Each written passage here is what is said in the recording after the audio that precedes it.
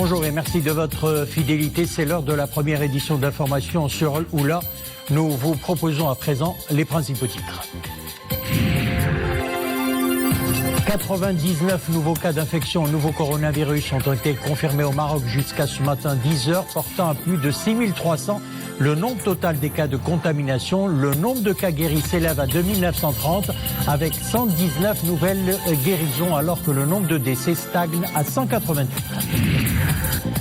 L'évolution en dents de scie de la courbe de la situation épidémiologique est due à l'apparition ici et là de clusters, y compris au sein de familles ou encore à un certain relâchement ici et là, mettant en danger la santé des citoyens. Les règles de distanciation sont aussi négligées.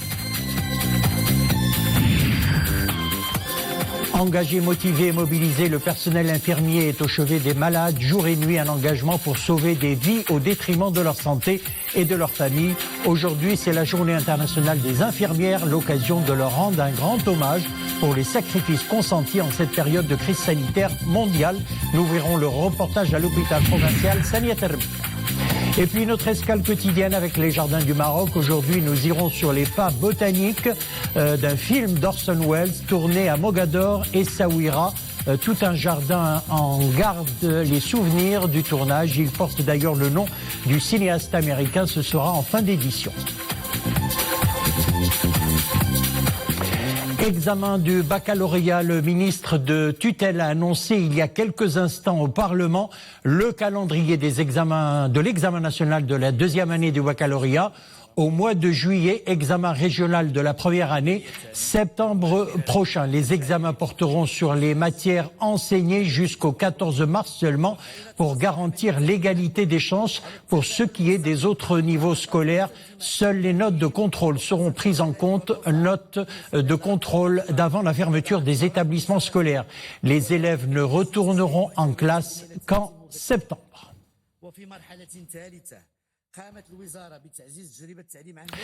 99 nouveaux cas d'infection au nouveau coronavirus ont été confirmés au Maroc jusqu'à ce matin 10h, portant à 6380 le nombre total des cas de contamination. Le nombre de cas guéris s'élève à 2930 avec 119 nouvelles guérisons, alors que le nombre de décès stagne à 188 cas. Le nombre des cas exclus après des résultats négatifs d'analyse effectués au laboratoire est de 64 299. Le ministère de la Santé invite les citoyens à respecter les règles d'hygiène et de sécurité sanitaire ainsi que les mesures préventives prises par les autorités marocaines en faisant preuve de responsabilité et de patriotisme. La région de Casablanca, Stat, compte toujours le plus grand nombre de cas confirmés et c'est dans cette région, entre autres, que sont apparus divers clusters, dont tout dernièrement un foyer familial à Stat. Pas moins de 21 cas Covid-19 confirmés au sein d'une même famille, dont un décès, une femme âgée. Reportage, Saïd El-Idrissi, Nissil Hamdaoui. C'est le plus grand foyer de contamination au Covid-19 enregistré dans la ville de Stat. 21 membres d'une même famille. 19 d'entre eux ont été déclarés guéris. C'est le cas de Asma. Au bout de plusieurs jours d'hospitalisation à l'hôpital provincial Hassan II, elle a repris des forces, tout comme sa petite fille de 5 ans. Malheureusement, sa grand-mère hospitalisée à Casablanca n'a pas eu cette chance. Le virus l'a emportée. Nous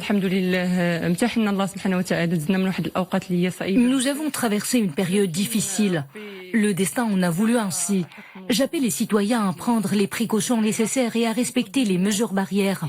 Restez vigilants afin que l'on puisse outrepasser cette pandémie dans les meilleurs délais.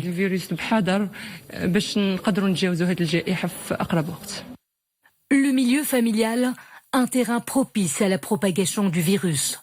Un cluster parmi d'autres qui s'avère un vrai casse-tête. Il fait partie des facteurs qui semblent maintenir la courbe du coronavirus en dents de scie. Les blouses blanches en appellent au respect strict des règles sanitaires. Dieu soit loué, nous avons pu dépasser une période difficile. Cela ne signifie en rien que nous sommes arrivés à bon port. Cela peut s'apparenter au calme qui précède la tempête, ce que nous ne souhaitons pas à notre pays.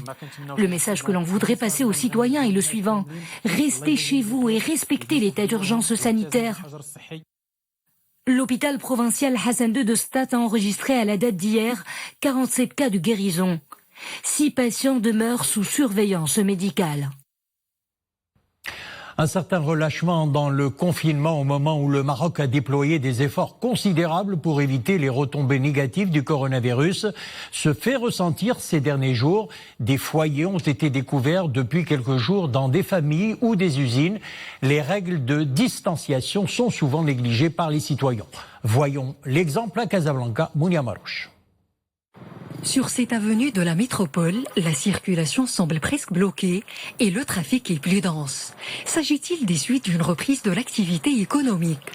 Quoi qu'il en soit, on ne dirait pas qu'on est en période de confinement. Pourtant, ces images ont été tournées hier après-midi à Casablanca. Des images inquiétantes qui laissent ressentir un semblant de relâchement de la part de certains habitants. Quand vous voyez, des bouchons se forment un peu partout, apparemment les gens ne respectent plus le confinement, il y a un certain relâchement.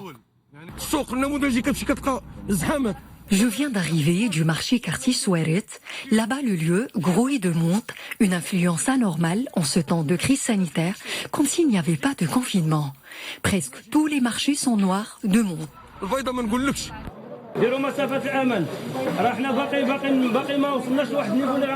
Nous nous sommes rendus justement dans l'un des marchés de la métropole. Ici, les règles de distanciation physique sont loin d'être respectées. Quant au port du masque, si certains imprudents paraissent insoucieux, d'autres se rattrapent en l'ajustant notamment au moment du passage des forces de l'ordre. Je sais que la bavette est très importante, elle me protège et protège les autres, sauf que je viens de faire mes ablutions et j'ai oublié de porter le masque.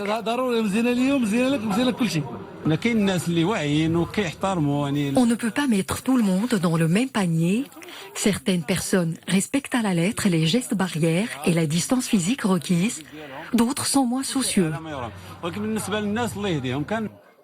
Un quelconque relâchement peut coûter cher et compliquer encore la gestion de la lutte contre le coronavirus. La mobilisation des citoyens, le confinement et le respect des règles sanitaires et sociales sont les seules solutions pour gagner cette bataille contre le virus. Et puis au niveau des hôpitaux, le rôle du personnel infirmier n'est plus à démontrer aujourd'hui pour lutter contre le Covid-19. Infirmiers et infirmières sont au chevet des malades jour et nuit. Engagés, motivés et mobilisés, ils font preuve de professionnalisme et d'engagement pour sauver des vies au détriment de leur santé et de leur famille. Aujourd'hui, c'est la journée internationale des infirmiers, l'occasion de leur rendre un grand hommage pour les sacrifices consentis en cette période de crise sanitaire mondiale. Voyons tout cela dans le reportage réalisé à l'hôpital provincial Sania Termel de Tétouan, reportage signé Fenna Chakel Alaoui sur un commentaire d'Imaneplo. Comme tous les jours, depuis 2 mois maintenant, Fatem Zahra Zrouali est au chevet des patients Covid-19. Son travail requiert une vigilance de tous les instants, aidé en cela par 14 ans d'expérience cumulée entre le service d'hémodialyse de Tanger et l'hôpital provincial Sania Termel à Tétouan, là où elle travaille depuis quelques années déjà. J'ai eu la chance d'exercer en tant qu'aide opératoire aux côtés de chirurgiens et de spécialistes de renom d'une grande réputation professionnelle. Polyvalente, Fatem Zahra est en première ligne, tout comme l'ensemble du personnel soignant, pour répondre à tout appel, à tout moment, et surtout s'acquitter de la mission qui lui est confiée, celle de soigner. Les patients Covid-19 ont besoin d'une grande attention. Ils nécessitent beaucoup de soins à longueur de journée. Certes, les temps sont durs pour nous, personnel soignant, mais nous resterons mobilisés jusqu'à la guérison de tous les cas et la sortie du dernier patient. Un dévouement salué par ses collègues qui, eux aussi, enchaînent de longues journées avec une charge de travail augmentée. Fatem Zahra est une infirmière exemplaire. Elle respecte minutieusement les consignes des médecins avec lesquels elle travaille. Je profite d'ailleurs de la célébration de la Journée mondiale des infirmières pour rendre hommage à leurs efforts dans ce combat face au Covid-19.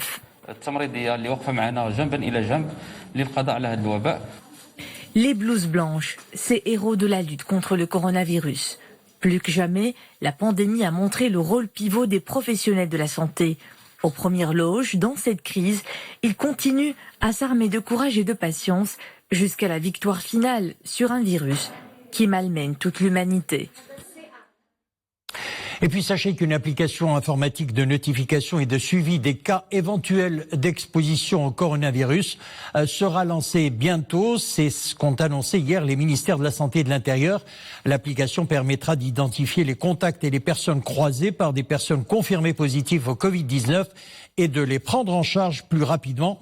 Cette solution informatique qui portera le nom de Wiqayatuna se basera sur l'échange de l'identité de l'utilisateur via Bluetooth entre deux smartphones.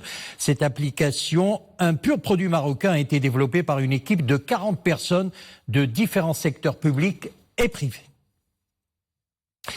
Et puis Ramadan, mois d'entraide et de générosité, les initiatives solidaires se multiplient pendant ces jours sacrés. Cette année, l'élan de bienfaisance est encore plus fort. Les Marocains de Bruxelles donnent l'exemple. De nombreuses actions d'aide sont menées au profit des nécessiteux et autres personnes en situation de détresse. Mariam Limessi. La journée commence tôt pour ces femmes. Dès la première heure de la matinée, elles planchent sur la préparation de mets copieux.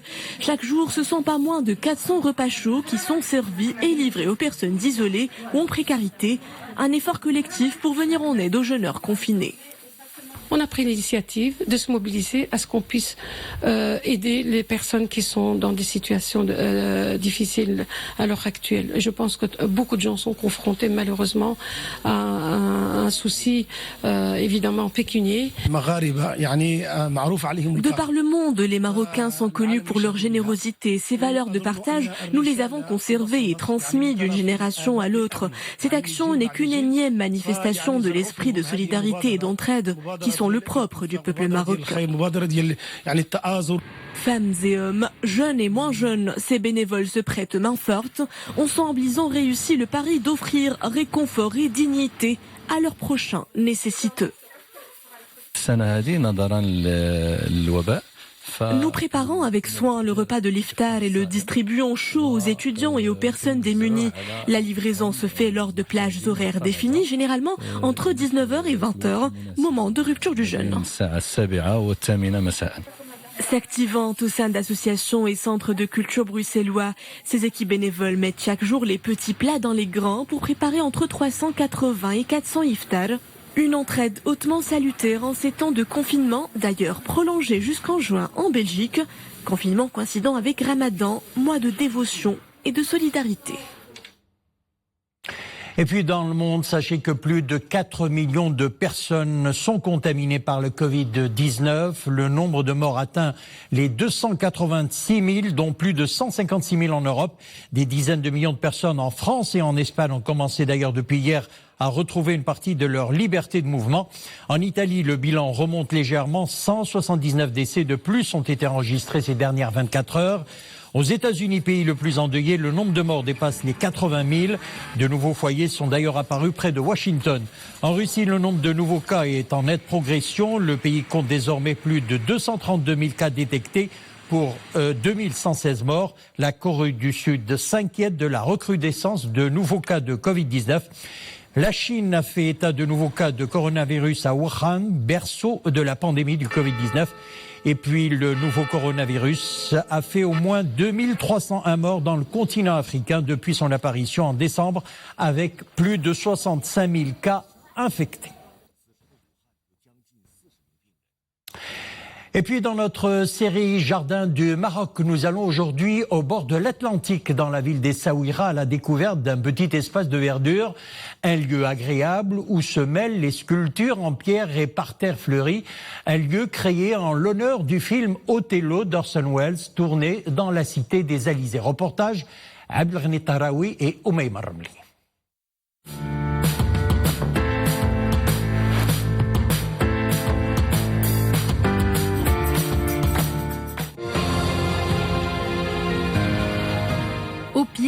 la Porte du Lion et au bord de l'Atlantique.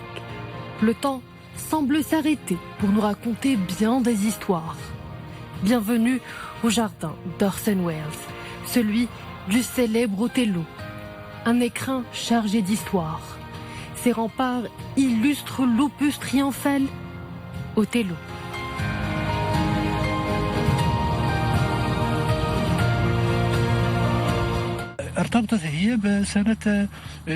Ce jardin a vu le jour en hommage au célèbre réalisateur Orson Welles. C'est ici qu'il a tourné l'un des plus célèbres de ses films, Othello.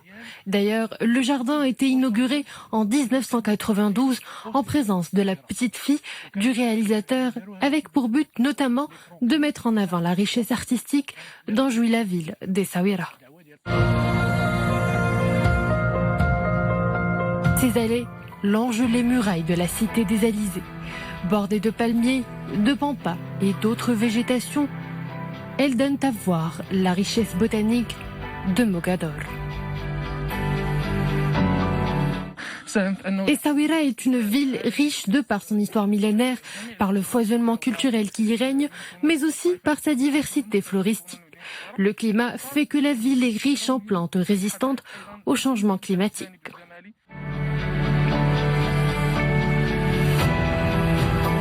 Chaque coin de cet espace vert recèle une histoire propre.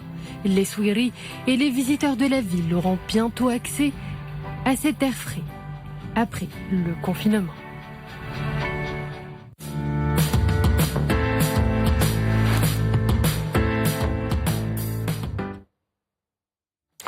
Voilà, c'est la fin de notre édition. Merci de l'avoir suivi. Dans quelques instants, le journal en espagnol vous sera présenté par Nisrine Benranem. Une excellente fin d'après-midi et à demain.